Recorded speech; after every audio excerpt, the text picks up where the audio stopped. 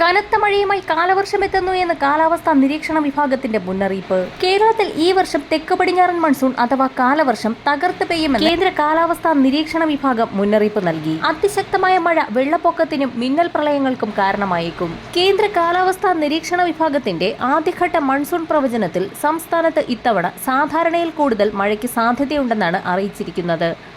നേരത്തെ ഇന്ത്യയിലെ ദേശീയ തലത്തിലുള്ള സ്വകാര്യ കാലാവസ്ഥാ ഏജൻസിയായ സ്കൈമെറ്റ് വെതറും കേരളത്തിൽ ഈ വർഷം കാലവർഷത്തിൽ സാധാരണയിൽ കൂടുതൽ മഴ പ്രവചിച്ചിരുന്നു. എന്നാൽ കാലവർഷത്തിന് തൊട്ടുമുൻപായി ശക്തമായ പ്രീ മൺസൂണിന് സാധ്യത. അടുത്ത ദിവസങ്ങളിലായി കാലാവസ്ഥയിൽ മാറ്റങ്ങൾ വരും. ഇതോടുകൂടി സംസ്ഥാനത്ത് വരും ദിവസങ്ങളിൽ മഴ പ്രീ മൺസൂൺ എന്ന ശക്തമായ വേനൽ മഴയുടെ രൂപത്തിലേക്ക് മാറുമെന്നും കാലാവസ്ഥാ നിരീക്ഷണ വിഭാഗം അറിയിപ്പ് നൽകി. വരും ദിവസങ്ങളിൽ വേനൽ മഴ കൂടുതൽ ശക്തി പ്രാപിക്കുകയും കൂടുതൽ ജില്ലകളിലേക്ക് എത്തുകയും ചെയ്യും. മഴയ്ക്ക് അനുകൂലമായ വിവിധ അന്തരീക്ഷ ഘടകങ്ങൾ രൂപപ്പെടുന്നത് മഴ ശക്തി പ്രാപിക്കുന്നതിന് ഇടയാക്കും.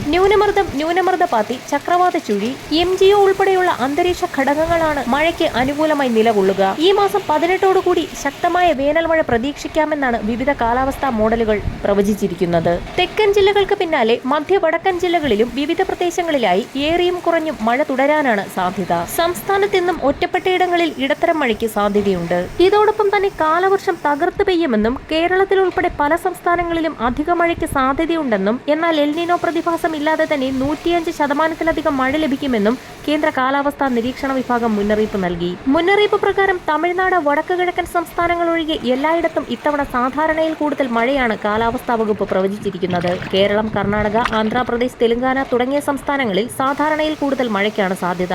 പ്രീ മൺസൂണിൽ കനത്ത കാറ്റോടും ഇടിമിന്നലോടും കൂടിയ മഴയാണ് പ്രതീക്ഷിക്കുന്നത്. കാലാവസ്ഥാ മുന്നറിയിപ്പുകൾക്കായി ചാനൽ സബ്സ്ക്രൈബ് ചെയ്യാൻ മറക്കാതിരിക്കുക.